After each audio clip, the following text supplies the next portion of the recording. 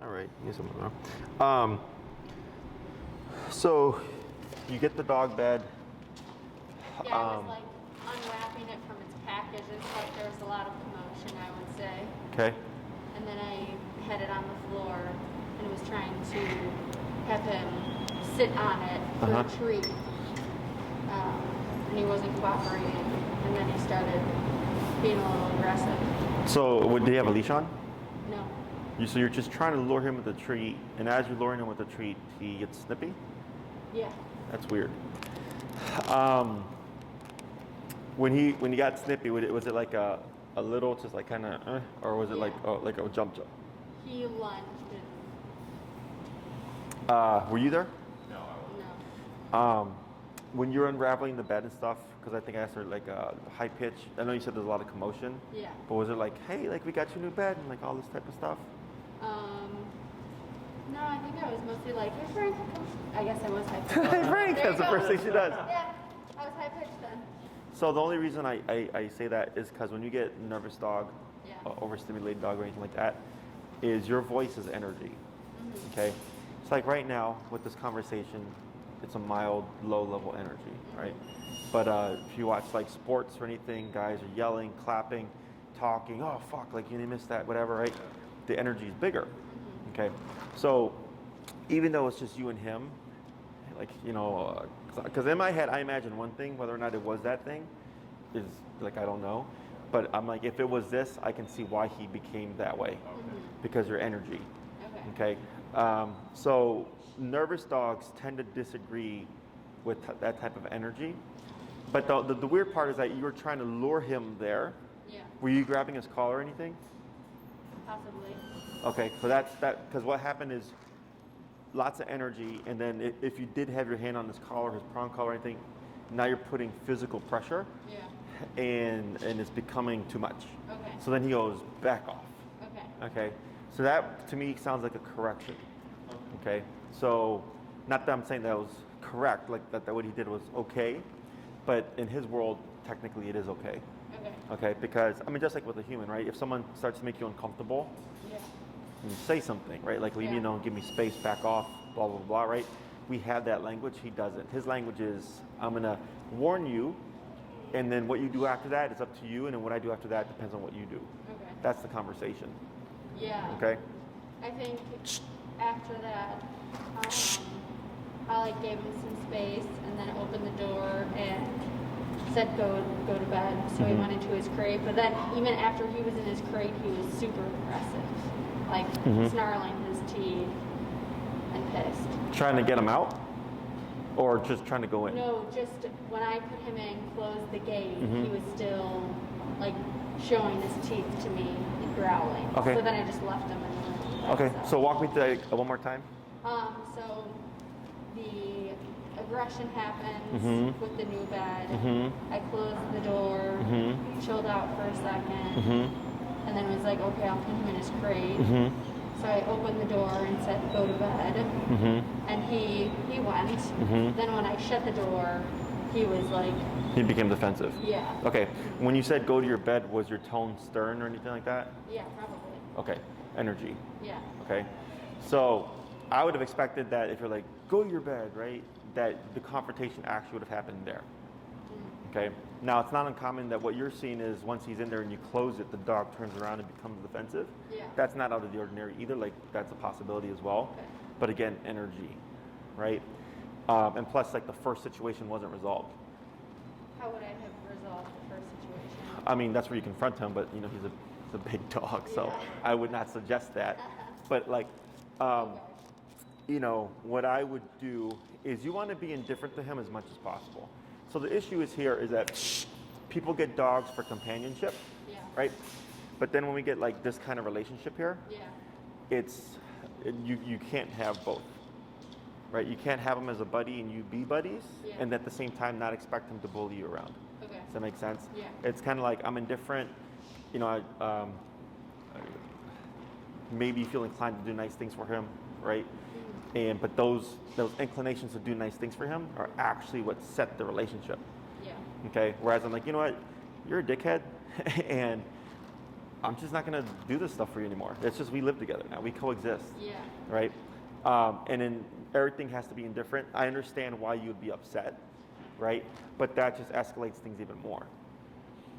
So then, like, let's say if you feel like go to bed was on a sterner or kind of just even frustrated tone, that really makes sense. And let's say I said, maybe you were just, let's say in the situation where you said, just go to your bed, right? Like it was just indifferent, whatever. He goes and you close it and you still saw that behavior, then that's just him trying to bully. Yeah. So then I just wait it out where I'm there. So whenever we close the kennel here, we always close the kennel with our feet in case the dog decides to become aggressive. Because if you close it with your hand, you're more inclined to do this when the dog charges the gate. Right. But if I close it with my foot, you know, you're less, especially if you have a shoe on, because you know you're protected, you're not inclined to do this, right? So like, let's say that happened, and the dog becomes aggressive, we wait it out, okay? Because it's unresolved. So if he's like, rawr, rawr, and I go, just close it, and I walk away, in your mind, you think like, whatever, dude, you're not gonna do, like, you didn't get a chance to do anything to me. But in his mind, he's like, I reacted this way, and you left. Okay. And for us, we wait it out, and then once the dog settles, then we finish what we're doing, lock it up, and then we walk away. Okay. So the last thing the dog remembers is, I tried to bully you, you weren't fazed, you weren't scared, and then you walked away, right, when I chilled out. Yeah. Same thing with the situation where you became snippy, and I'm not saying to do this, I'm just saying this is how I would approach it, right? If I got a big guy like this, and I go like, okay, if he had clear intent to actually bite, it would happen. Yeah, right. Yeah, definitely. So if he became snippy, then I just wait it out, where I'm just standing there. And he might be grumbling and growling and looking at me. Okay. And then finally he'll like walk off and then maybe like just lay down. And then, and when I release pressure, meaning take off confrontation, I don't just go like this. I back away. Okay. Because it's like in martial arts, they say never take your eyes off your opponent, right, until you're clear. And then you would turn your back. Same thing for dogs. So if we had a moment and I'm letting him resolve the tension and it's done, he's relaxed, when I move back like this, because he could move forward again, and then I can just stop and confront, let him resolve it, and then again I move backwards. Then once I feel like I'm in good range, then I can turn my back and alleviate that full pressure and take my eyes off him or whatever. So it would have been, he got snippy, I waited out, he relaxes, I back off, then exit the room if needed. But so dogs are like a light switch, they're either on or off. Yeah. Okay. So it's like he's either agitated or not agitated. Yeah. So if he's got a bone and I start reaching for it and he starts growling, he's on. And the moment I remove my hand, like you'll just see the dog forget about it and continue chewing the bone. He's off. Right? So then once he's resolved it, and the assumption is he should be off, I'm like, all right, go to bed. You can even transition smoothly into the kennel thing, but then that becomes a potential another situation from what you said. Right. Again, I wait it out. When I go to close it, I just reinforce with my foot and then wait. And when we close, we don't close the kennel doors with our hands like this. We close them with the flats of our hands. Okay. Because you have like a wire kennel? Yeah. So when you close it, because if your fingers are in there, you have to remove your hand. But if we close it like this, with the flat of our hand, we know logically you really shouldn't be able to get us, right? Or the way we'll grab the corner of it when we close it with our foot. So we do a lot of things so that if the dog tries something, we're less inclined to back off and we can hold our ground. Okay? Because dogs aren't like people. People have egos and things to prove. Dogs don't. Okay? So if I close it and he tries his best shot, like he's not sitting there thinking of all the logical things that I did to not back off. Does that make sense? Yeah. He doesn't see that stuff. He's just like, okay, you closed it. I'm gonna try to bully you on the close. Oh, you didn't even flinch. All right. Well, shit. Guess I'll just chill now. Okay. Then I close it and then I walk away. Okay. And then like maybe when you turn your back, he might start barking. If you wanted, you could turn and confront him. You don't have to yell at him, but when you turn to face him, you're saying, no, I disagree with this. But you don't have to say anything. You merely turning in to face him is confrontation. Okay. So then, if you guys watch Cesar Millan, he does this a lot, where the dog will be barking at him, and he's just standing there. He just waits it out. And if you look on the bottom, it'll say like 30 minutes later, and the dog finally gives it up, right? But because he's using, because dogs, they don't have a sense of time. Yeah. So he uses a lot of patience, and he just waits the dog out. And that's the stuff that people don't see, because they clip it. They're not going to make a whole episode of Cesar Millan staring down a dog for 30 minutes. Yeah. But if you see him, his energy is just neutral. He's just waiting there. He just waits. Time goes by. The dog can only be pissed for so long. And then just like people, you got to let it go. And then once they let it go, he turns off pressure. If they re-trigger, he confronts them again. Okay. So what I would suggest is, you said that's the first time since, I guess, everything started? Yeah. Be more aware of your energy. And because it's easy to just caught up with, like, I live with my dog and this and that, right?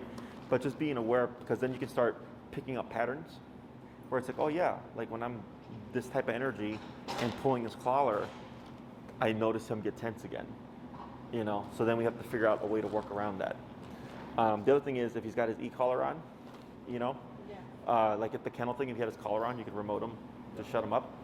And then you would have actually won that conversation because you ended with physical. The remote does not shut him down long term. How high have you gone? We're at like 50 and 60 now. Sure. What happened to your remote? He did. You chewed it? Those are replaceable, by the way. Yeah. For the antennas?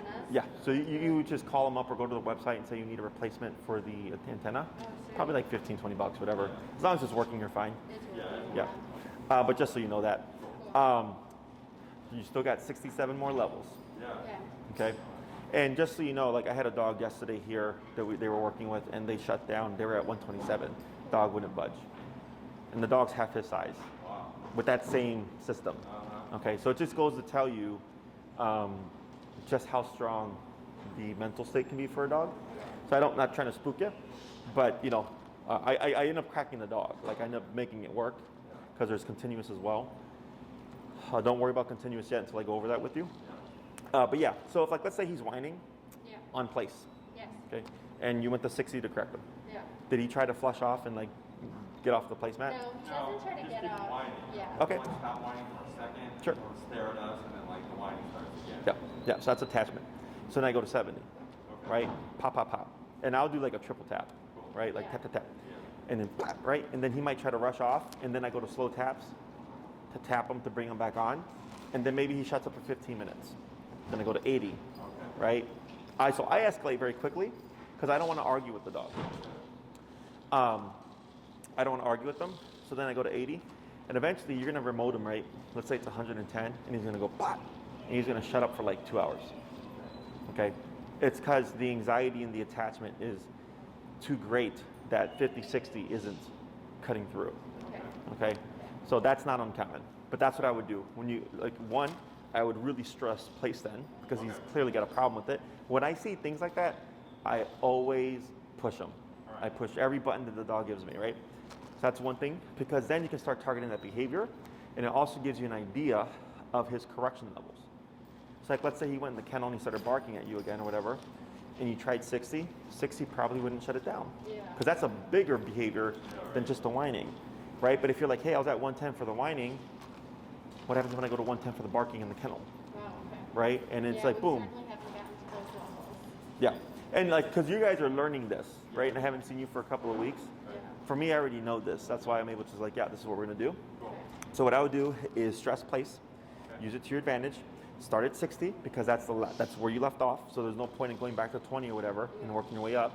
Yeah. I start right at 60. When you correct him, expect him to flush off. That's part of the process because he doesn't know, is it because I was whining or is it because I'm on place? Because sometimes the dog gets confused. Maybe I'm not supposed to be here. They jump off. So when you correct them, anticipate, and this is why you'll need your leash, that he'll flush off. Then you keep slowly remoting, and then you lead him back. No words, no place, nothing like that, no stay, and then see what happens. If he shuts up for 30 minutes, that's not a bad gap. I might just keep it at 60. The next time he whines, I might just give a singular tap to see if he learned from the first time. And then maybe he tries to flush off again. You keep tapping, lead him back on, and then I might then go to 70. Okay? And I keep repeating that process until eventually you'll correct them, and it's going to be a noticeable gap. Okay? Where it's like and then time it, like, oh, he hasn't whined for like 45 minutes. Cool. 80 is really effective. Cool. Okay? Anything else? No. I don't think so. All right, so let's go and start with the recall stuff today. I'm going to have you guys switch them out. We'll put them on our leashes here so that your leash doesn't end up looking like a teddy bear at the end of class. So what you're going to do is you're going to clip this to your prong and remove yours. And then you're going to clip this to the prong as well. Okay, so this is going to be a two-person exercise. I'm going to run you through. This is very coordination heavy. Okay, so here, which hand do you hold your remote in? Right. Right hand, and your right hand as well. Okay, so for the thumb with your long leash, you're going to have the handle over your thumb like this, and your remote's going to be here. Okay, and that's going to free up these 3 fingers. You're then going to have your leash draped over your left hand like this, because when Frank. Okay, I was gonna say Hank for a second. I was like, Frank, all live on the same block. Really? Yeah. So as Frank's coming towards you, you're gonna be reeling in your leash like this. So you're using these 3 fingers to grab your leash here and just throw it on the ground. Okay, so as he's coming towards you, you're gonna wanna shorten the leash, okay? The next thing you're gonna do is once Frank lands, you're gonna go like this and then clasp your hand around it like this. Okay, so again, you're over your hand like this, over your pointer finger, and then clamp. This acts as a secondary lock, okay? So this is a lock, this is a lock. The reason for this is when you're out and you're practicing the recall, sometimes dogs make stupid decisions and you'll have just called him and then he'll just book it, okay? So if you're holding a leash like this, he's gonna rip that leash through your hand, you're gonna get rope burn, okay? So as force of habit, just always, when you're not gonna do anything with the left hand, clamp it. Yeah, I was taking out the trash and I wasn't holding it the right way. Uh-huh. As soon as the elevator opened, there was a woman with a dog, and like he started doing something, so I was like, kept wrapping my hand and choke up, and then it seemed like he was good and we were going on, and then he made a last second dart away from the elevator and like got my hand. I just saw my friend who's a nurse, she just posted her hand, and she broke all of her bones with her 110 pound going the same thing. Yep. Mallory salad.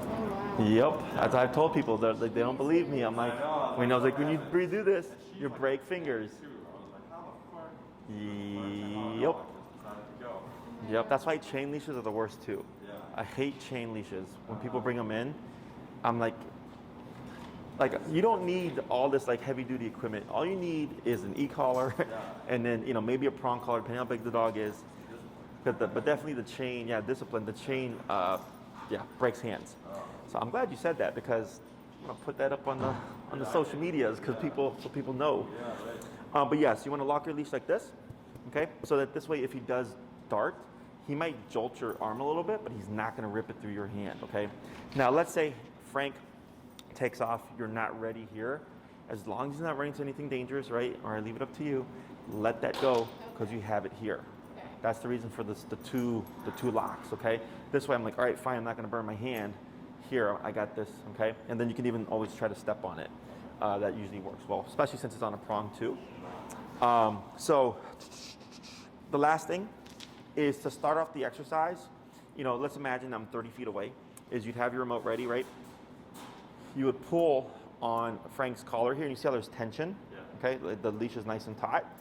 Right here is when we would start tapping, okay? You're tapping and pulling, and the moment Frank starts to move towards you, that's when you would let the leash go, stop tapping, and then you would reel in and you'd walk backwards. So the tension is telling him come here. Is directing him, correct. So we're not going to say come yet. We're just going to use the e-collar and a little bit of leash pressure to guide him, okay? So who's going to go first? I can. Alrighty, so here you go. And then what we'll do is I'll have you do the recall going towards the wall, okay? So then Dan will stand over here with Frank, and then you'll stand over there by the wall.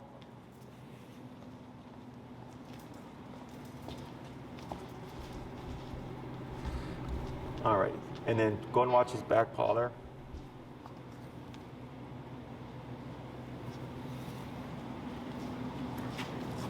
All right, so now, what's your number set at currently?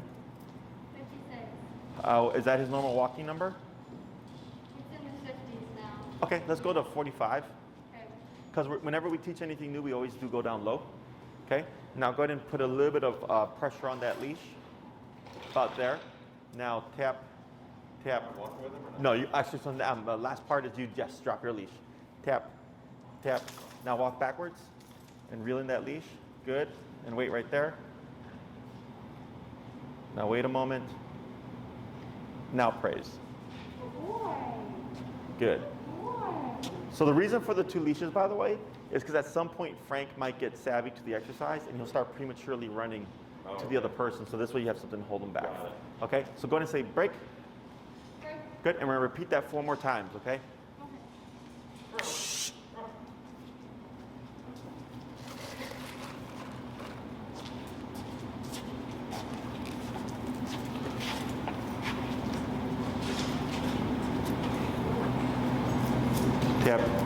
Tap. Yep, now reel in your leash. Tap, back. Good, hold right there. Now praise. Good, and break. Good, and let's bring him like about 6 more feet towards this way so you have more space to move backwards. Yep. Good, that's much better.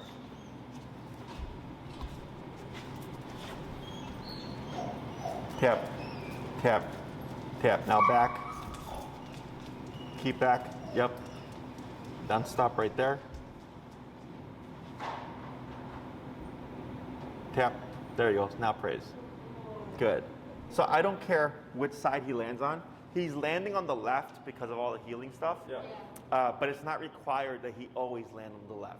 Okay. He can land right, left, front, back, or between your legs. I just want him within your immediate 2 to 3 foot space. Okay. Okay? Let's try 2 more. Come on.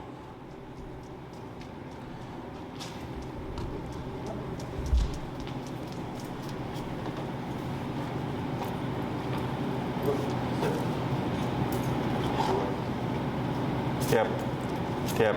Good. Wait right there.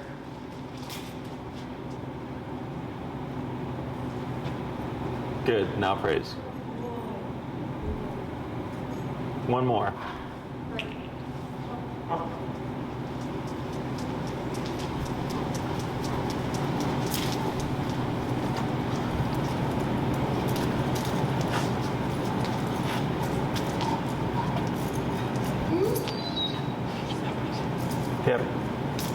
Tap. Good. Wait right there. Tap back. Tap. Yep. Right there. Now praise. Good. We're going to swap handlers. We're going to do that same exercise. Are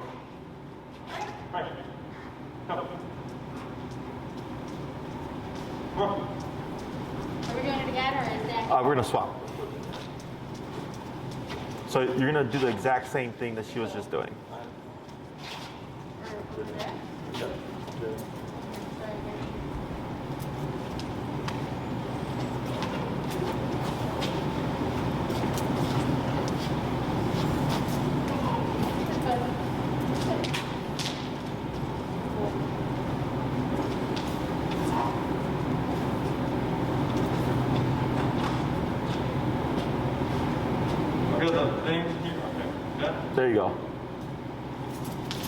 There you go. Good. The last thing was moving backwards. Okay. Let's try it again. Break.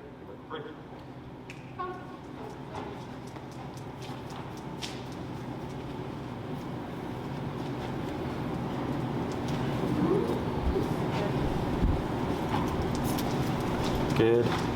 That's better. Right there. Good. Break.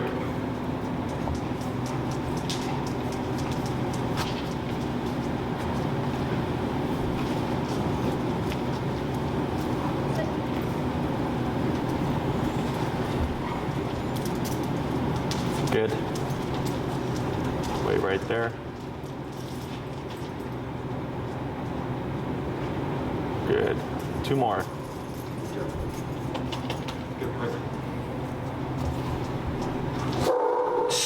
break. Yep. Oh, sorry, wrong. Yeah, so go ahead and grab.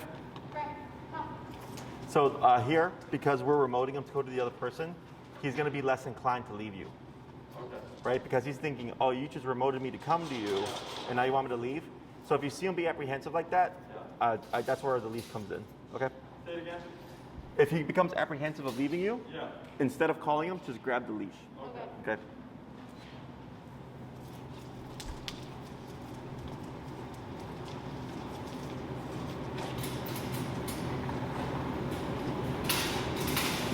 Good. Excellent. So now what we're going to do, same process, except instead of the pull or the pulling and the tapping at the same time, you're going to tap first. Okay, you're going to tap about 2 to 3 times first. If Frank doesn't respond, you're going to keep tapping and then pull. Okay? So what we should see is when he feels the tap, he should just automatically start going to you. The reason why we're not using the word is because let's say you did call him and he came, it doesn't allow you to do anything with the remote. And I want to make sure that the remote itself is what's causing Frank to actually go to you. Okay? So we're going to do that 5 times and we'll swap and then we'll give him a break. We'll talk about the exercise and then we'll start adding in the word come. Okay? Break. Go.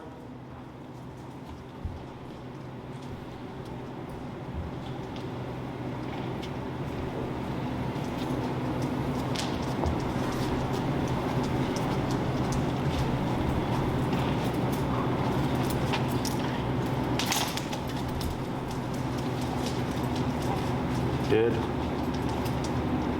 Praise. Yep. Good. Good. Break. 4 more. Break.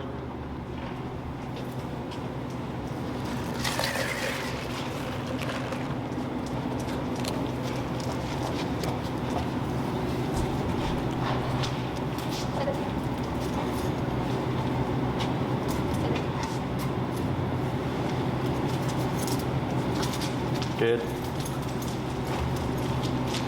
Wait right there. Now here, take a step back. Oh, there he goes. Never mind. You got it. He came. Yeah, tap for the auto sit. Now praise. There you go. Good. 3 more. Break. Break.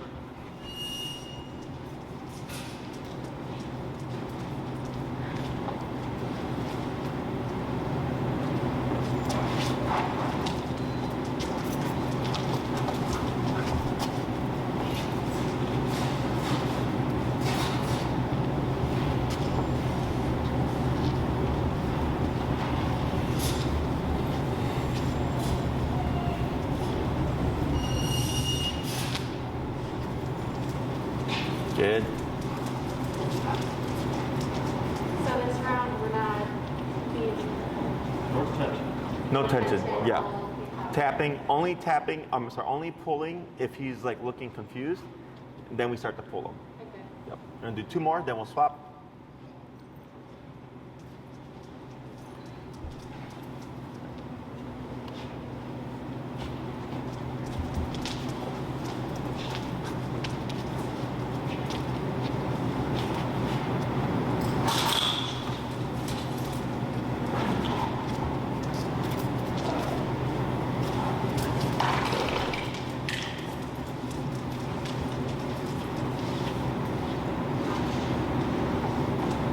Good.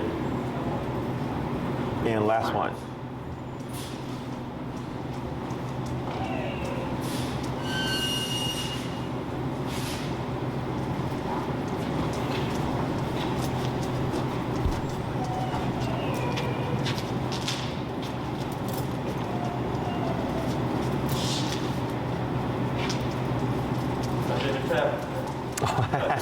It's all right. Let's try that one more time.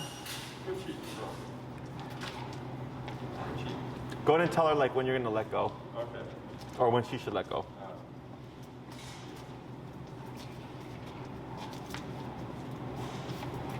Okay.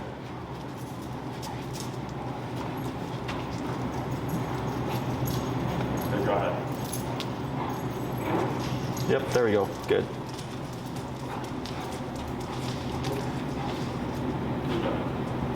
And then tap for the auto sit. There you go. Good, now we'll swap. You're gonna do the same process 5 times, then we'll give them a break.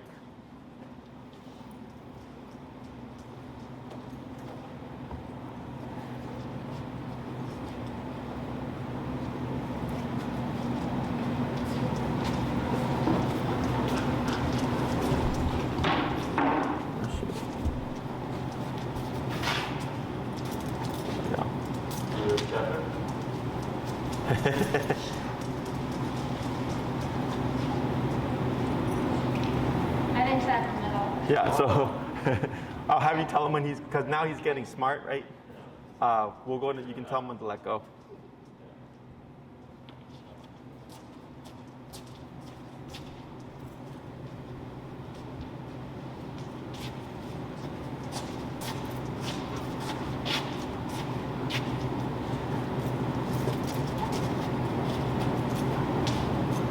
Ready? Good, hold right there. There you go. Break.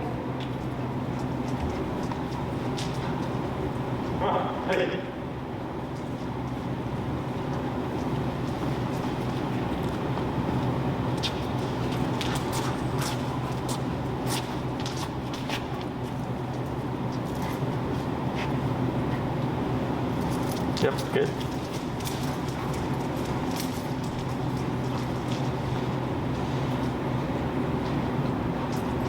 Good. Whoa. Just 3 more. Up. Pooper.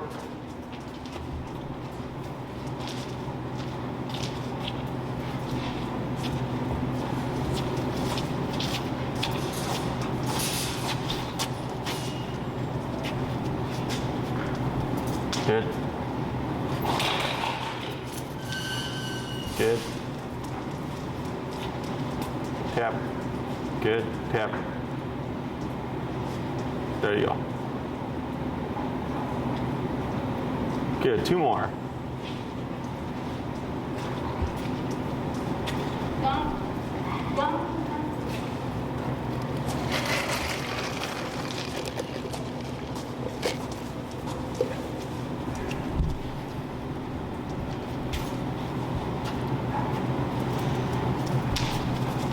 Good.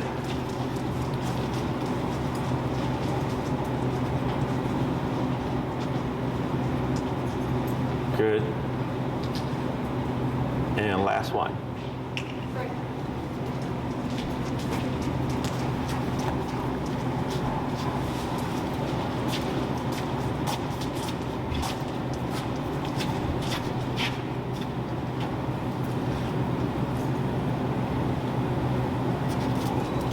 Good.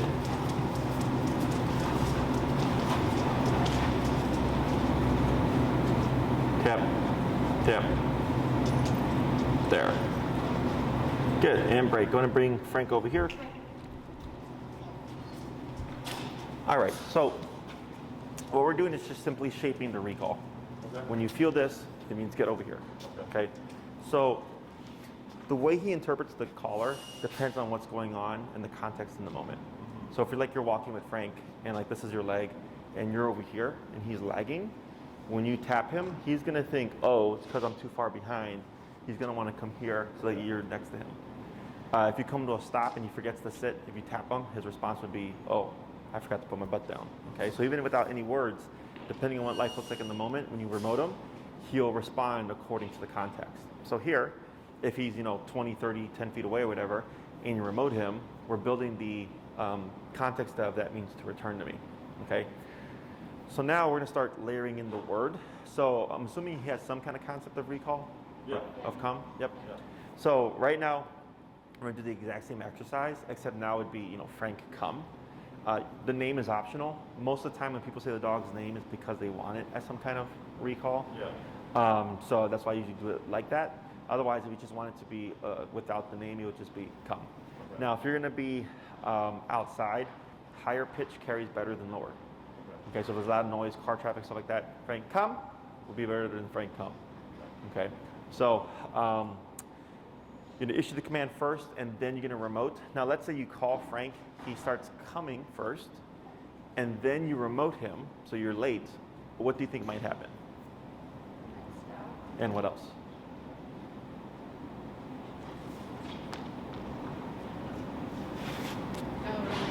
Run the other way. Because what happened? I was certainly remoting him yesterday. Like I took him to a field when it was snowy Mm-hmm. and asking him to come and using the e-collar. Mm-hmm. He'd usually like overshoot me and I had to continuously tap him. Yes, yeah, so that's normal. Yeah. So here with the long leash, what that allows you to do is one, practice the recall, and if he were to go flighty or become flighty and go the opposite way, I'm not worried because I can redirect him. The other thing would be, right now when you call Frank, the reason for moving backwards is to give him something to attach to. Because typically when people call their dogs, they're stationary. So like Frank come, and the dog will look at them and they're like, what? Right? And then they go back to like playing with their friends. And then they'll say like, but when I try to leave the dog park, my dog will then try to follow me because they think their dog is scared that they're gonna abandon them. Yeah. It's not it, it's because now they're moving. Okay, so he's following the motion. So, Frank coming that movement back will always be in effect. So to this day with my dogs, like if you were to see me call them, you'd see me take like 2 to 3 steps back as force of habit. Because the other thing is, like, let's say it is too loud and he can't hear you. When you remote him, he's gonna feel it and think, oh, he's gonna start looking for you. And then when he sees you, he can't hear you, but he sees you doing this. That's his visual cue of, you need to return to me. Okay, so always make sure to do that.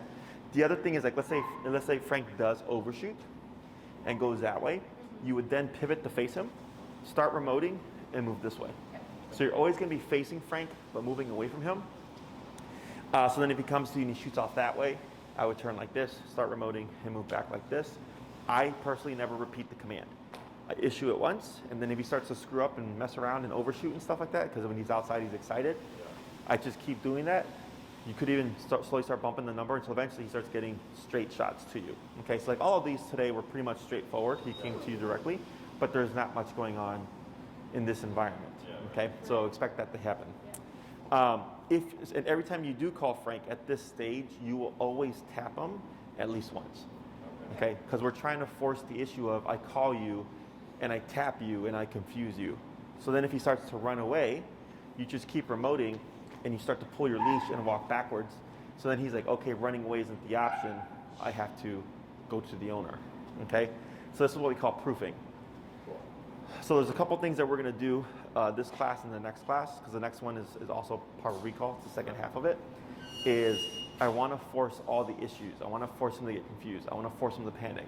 I want to force him to get all tangled up in the leash and all that, and still make him return, because that's real life. So whenever anybody has come back to me and said that they're so happy that they did e-collar, it's because it was some kind of freak show scenario, but they were able to make the dog return because of the e-collar. And that goes outside of obedience. That's more so teaching you how to think on the fly and make your dog return with what you have, okay? But part of that is also, like, if he gets confused and starts to panic and run away, if I feel bad for him and stop and reset, life's not gonna let you reset. He's gonna be off the leash, he could be running towards the street or whatever, is you're gonna have to be able to override him. So what we do is, because he's on the long leash, if he does panic, and I override him by going higher, he's gonna panic more, because now you're using more pressure. But eventually he's gonna learn, like, okay, trying to run away from this isn't working. What happens when I return? Everything disappears. So in a realistic scenario, if something spooks him and he's running, you've already done this. So you're, one, already comfortable with it, but then two, he's already done it as well. So he thinks, oh crap, there's 127. I know what that means, return, okay? And that's the main, the one command that I care about the most is, of course, the recall, because that's the one that's gonna bring your dog back. Yeah. All the other commands, you take your time and you can address it accordingly. But for the recall, it's really important you know how to think on the fly, because you're not gonna have minutes to think about stuff, you're gonna have seconds. Okay? So, questions so far? So what we're gonna do now, same exercise, except now you're gonna go Frank, come, then start the tapping, and if he doesn't respond, then you start to pull. Okay? Questions? Alrighty.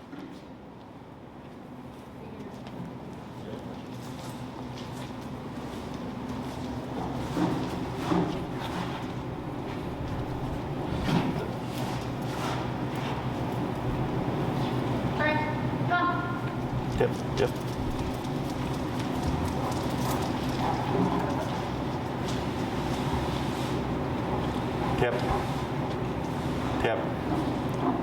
Now praise. Break. Good. What's your number now? 45. Let's go ahead and go to, where were you at before, 50 something? 56. Let's go 55, yep. So, the reason why we're doing that is because of his attention here. You see how he's distracted? Yep. And he should really not care.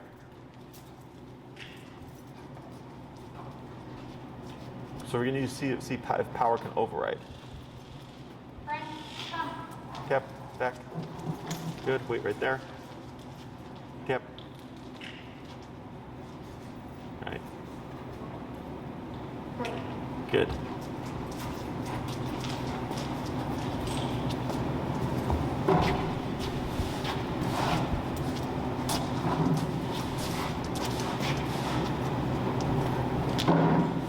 Frank, come. Good. Wait right there. Tap. Good. Tap. Better. 2 more.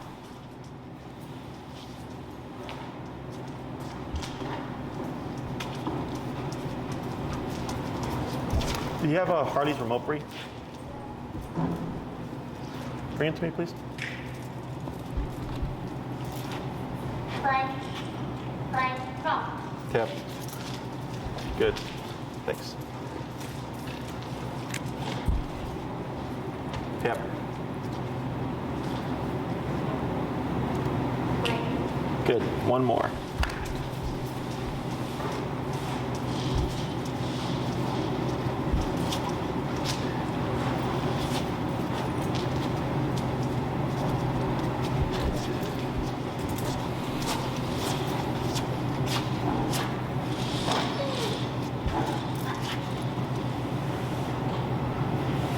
Frank, come.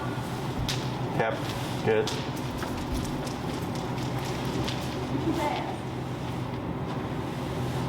Tap.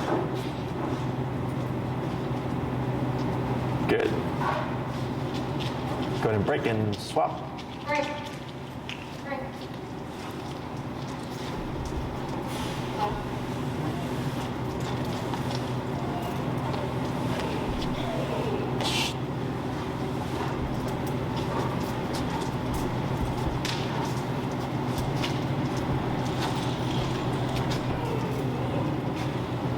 Frank, come.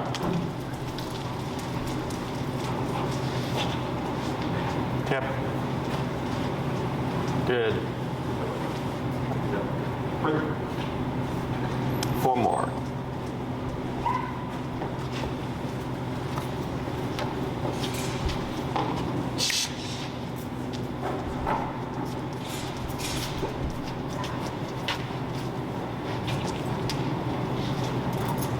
Frank, come. Good.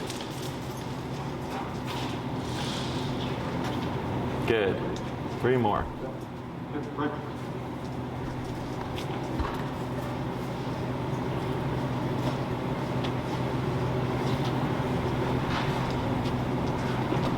That's the worst.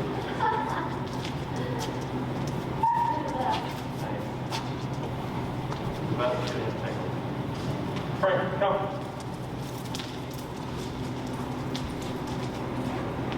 Tap. Tap. Good. And last 2.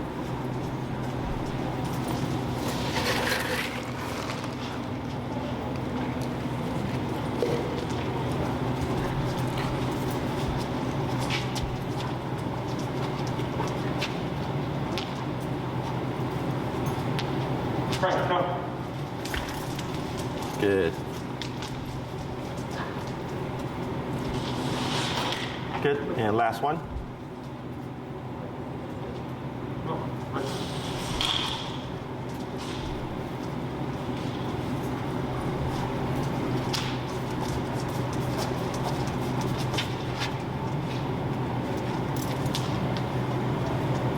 I didn't tap you, bro. Go.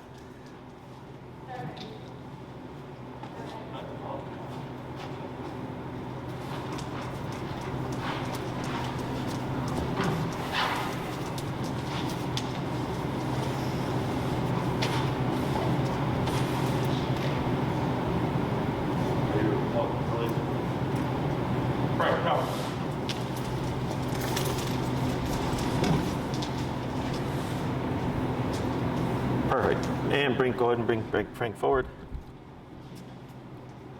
All right. So this here, again, is just the foundation of recall. Okay. Practicing to make it realistic takes time. So the way we go about this, you have a one-person and a two-person version of this. The one-person version would be do you guys happen to have like a long 30-foot No. leash? Okay, if you go to Amazon, they're like $8 to $12. Okay. Nothing expensive, nothing fancy, but 30 feet I feel is the perfect length. Okay. You go to let's say there's a park with an open area that you can bring them to. Yeah. Is you would swap them to that 30-foot, Frank break, and then you can just like wander around and let them be a dog during that time. And then I like to use realistic situations when practicing. So like let's say, does he have any prey drive with squirrels or anything? No. Nope. Yeah, sometimes. Sometimes? He'll, like, notice them and sometimes go after, but not like. No, he wants to like be their friend. Okay. Hey, they're little friends. So then, let's say, for example, he did have more drive towards the squirrels. Is if I go to the park and I see squirrels there, like I let him chase them and bark up the tree and do all that doggy stuff. Correct. Right, because you want to have something to make him return, because that's the most important thing. Because a dog's first instinct when they feel the remote is typically to run away. So here with the long leash, remember, in case he gets panicked, thank you, or like confused or anything like that, we want to know that we have a means of limiting him and making him return. Okay. So like if he was barking up the tree, like I might let him do that for a few minutes and then call him. Okay. Right? Like I wouldn't call him immediately. The deeper he gets into that, the more distracted he is, the more disconnected he gets from you. Okay. Right? So if he's 3 minutes barking at something or whatever, and I'm like, all right, Frank, come. That's a really realistic scenario, because whenever people need the recall to happen, the dog's usually distracted. Okay? So let's say he's got a dog buddy he likes to play with, and it's just them and you and Frank. Ideally, you'd have the long leash on, but you can leave it dragging. But then when you're ready to call them as they're playing, you just want to position yourself so you're right next to that end of that long leash, so you can grab it or step on it if needed. Because now that he's engaged with another dog, it might be a little bit more difficult. He's going to come to you, right? But we're trying to take those situations and practice there, because it doesn't simply go from this to like playing with 8 dogs and I can call them out. Right. We have to build to that, okay? So every time you take them out to practice and you use your environment, whether it be scents, prey, dogs that he knows, or if they're like his favorite person, he sees them at the park, he starts running towards them. I could call him as he's running towards that person, right? So mid stride, I can call him when he just gets there, or I can call him when he's like excited and jumpy, right? So there's different points where you want to practice, because you don't know when you're gonna have to call him. So if you always call him, for instance, when he's like mid run to something, what you'll start to see is he'll by habit start to turn around halfway and run towards you, like kind of what we were seeing today. Because he goes, oh, I know what we're doing, right? But then that makes it ineffective, because now every time he tries to run towards something, he's just going to go like, all right, they're probably going to call me, so I'm going to just return. So I like to randomize at the point of which I do call them, okay? Recall does take people the longest to teach, because it requires you to go somewhere. So heel's the fastest because you walk your dog every day, multiple times a day. Recall is the slowest because you got to go somewhere, okay? The other thing you want to factor in is your obedience is only as good as the environment you practice in. So if you always practice at the same park with nothing going on, sure, he'll be great there. But then when you try to go to a more distracting environment, it's like, oh crap, he sucks, right? Because now we have to practice there as well. So if you ever go somewhere like Millennium Park, Grant Park, you guys are in Pilsen, right? Yeah. What is it on 18th? Harrison? Harrison Park. There's Harrison Park, right? Like he'll start to like slowly be more reliable during the different contexts, but you just want to think to yourself, oh, we've practiced tons of recall, but we've never practiced around dogs. Then we have to start practicing around dogs, and you start with slower groups or smaller groups. This is a process. So it's like short leash to long leash dragging, to no leash enclosed area, like a fenced area, to no leash unenclosed area. Okay, now a lot of my clients just skip. Okay, but I always tell everybody, don't skip, because you have to proof things. You have to. So like when people get dogs that do really good recall, they're always like, oh, this is awesome, like my dog's perfect. I'm like, until they're not. And that's what you actually need to know how to work with, right? So I like to do things to like purposely create problems, so the owner learns how to work through it, but then also the dog knows how to work through it as well. Okay, so don't expect him to get the recall within a couple of weeks. Also, like how much you're able to practice. If you go like once a week, obviously it's gonna be a very long time. But if you go like 3 times a day to practice recall in different settings and different environments and different distractions, you're gonna get there much more quickly. Okay? Any questions? No. No, just around general excitement when people come Hmm. to the house. Like, should we be socializing him more in scenarios where there are more people, like coming and going, or he's just a lot to handle when someone comes in? Yeah. Sure. So what we can do is, have you tried using the place for that? Yeah. And what happens? It won't. Okay, so then one, we got to raise the number. Okay. And what you can do is you can practice with each other, right? Like let's say you're home and you step out. Yeah. And then instead of just coming in, knock, ring the bell, whatever you have, you already have them on place. And then, if I know 60 didn't work before, then I'm going to start at 70. Okay. Right? And then it's a very gradual process. So like, let's say he's like excited and he's sitting on place. I go to the door and I turn the handle, and sometimes that alone will cause the dog to go. Right. So then I let go of the handle, start tapping, Okay. send him back, and repeat. And then maybe he's able to hold when I turn the handle. Then I go to crack the door open, just a few inches. Yeah. And then that gets the dog to break. And I close it, remote him, right? But the number is going to be the biggest factor. Okay. Okay, because it's just like with humans, Yeah. right? Oh, I'm running late. I need to run this red light, but is it worth the $150 ticket? Yeah.